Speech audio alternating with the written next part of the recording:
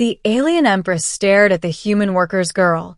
"She mirrors my lost child," she whispered, and the court stood frozen. Beginning. Arrival in the palace.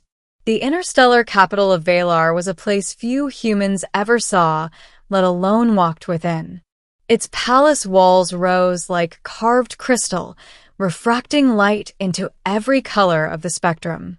For most who passed through the great gates, it was an overwhelming experience. For Daniel Cole, a human janitor assigned to maintenance duty, it was simply another day of work. Daniel hadn't come to this world chasing glory or riches. He had come because war had burned away most of Earth's opportunities, and the Valari Empire had extended its contracts to human laborers. He swept corridors, fixed broken panels, and kept to himself. A nobody among giants. But Daniel was never alone. His young daughter, Mara, followed at his side. The Empire permitted children of workers to live within the lower quarters, though rarely did they accompany their parents into the grand halls. Mara was different. Quiet, curious, always clutching a small stuffed toy that had survived the long transport from Earth. She was Daniel's anchor in a life adrift. No one in the palace looked twice at the weary human and his child, until the day fate led them into the throne hall of the Empress herself. Middle, the Empress sees. The hall was a cathedral of light and silence. The Empress Cythera, towering, draped in living silk that shifted colors with her breath, presided over a council of warriors and ministers. Daniel had not meant to intrude. He was simply fixing a fault in the cooling systems when Mara, restless, had wandered ahead into the chamber. Gasps rippled as guards moved, but Cythera raised a hand. The hall stilled. Her eyes, glowing pools of molten silver, locked on the child. Mara froze under the weight of that gaze, clutching her toy tighter. Daniel rushed in, bowing low, ready to apologize, ready to be punished.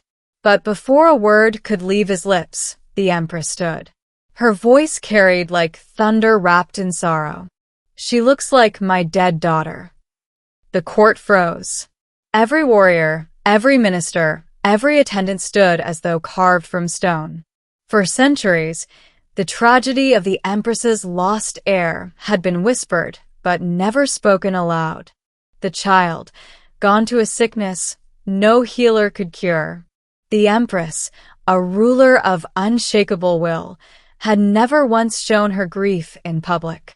Yet here she was, trembling, eyes fixed on a small human girl who bore no crown, no noble blood, only resemblance.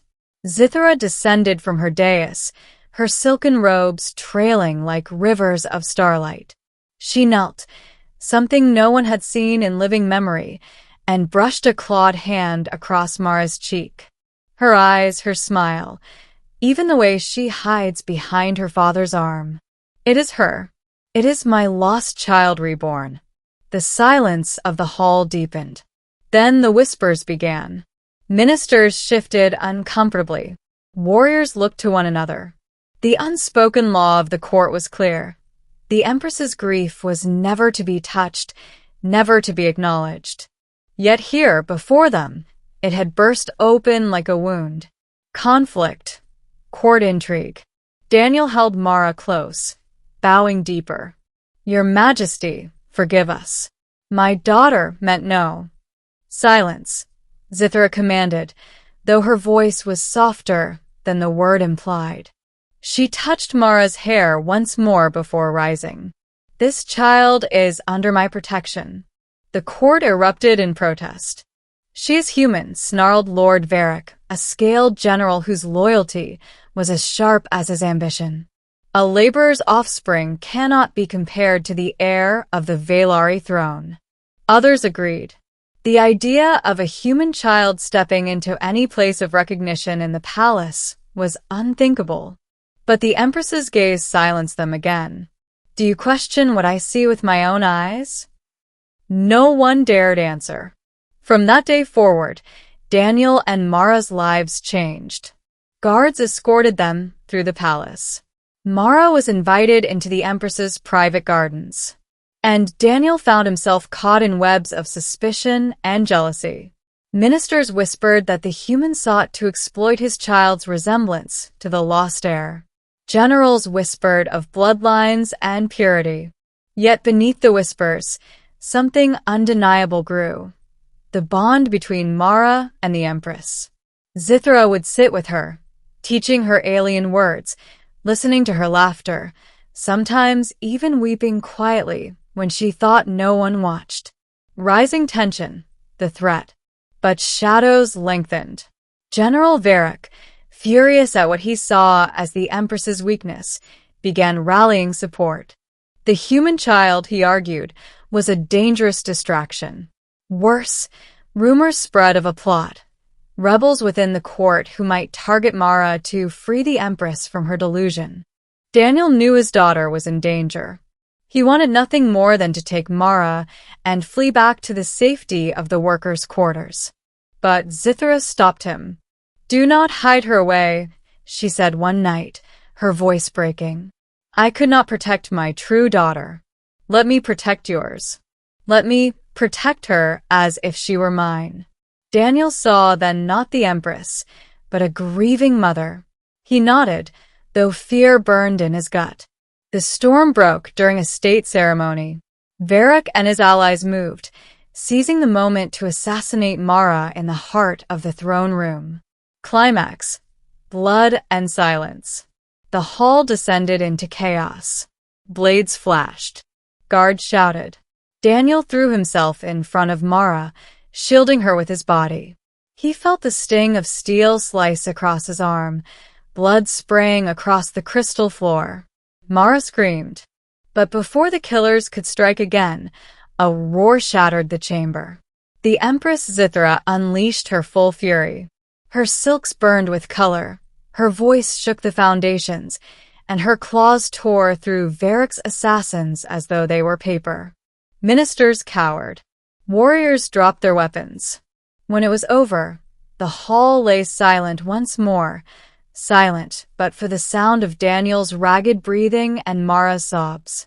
The Empress stood over them, her robes stained with the blood of traitors. She knelt again, before Daniel this time, and pressed a hand over his wound. "No more will anyone threaten her. No more will I allow my grief to be twisted into weakness. She is under my protection, as is her father. Let all the empire bear witness." The court, still trembling, bowed as one. For the first time, they saw not just an empress, but a mother reborn in fire, ending a new bond. In the days that followed, Varric's rebellion was crushed. The Empress declared Mara as her ward, not heir, but something different, something sacred. Daniel remained wary, knowing the dangers of court life were far from over.